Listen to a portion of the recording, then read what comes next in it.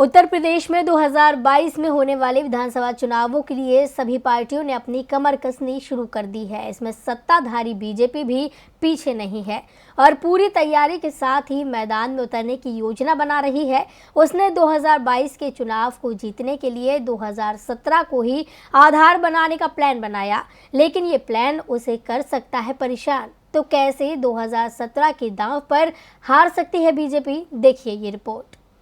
उत्तर प्रदेश विधानसभा चुनाव सभी दलों के लिए किसी अग्नि परीक्षा से कम नहीं है। बीजेपी के सामने जहां अपना सबसे मजबूत किला बचाने की चुनौती है, तो वहीं सपा, बसपा और कांग्रेस के सामने खुद को पूरी ताकत के साथ पेश करने की।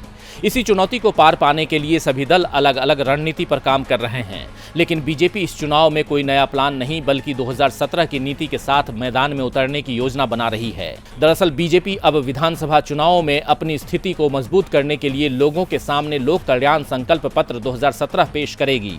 इसके जरिए लोगों को ये बताया जाएगा कि पार्टी ने सत्ता में आने के बाद योगी आदित्यनाथ के नेतृत्व में अपने सभी वादों को पूरा किया है और आने वाले समय में भी वादों पर खरी उतरेगी।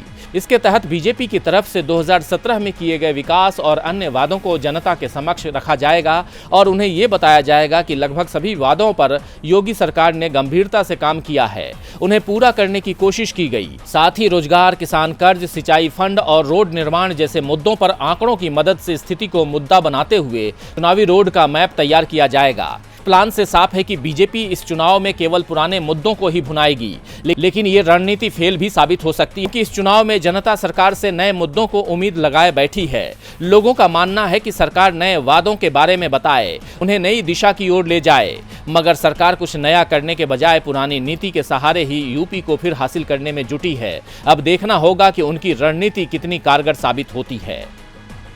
टीवी लाइव की रिपोर्ट।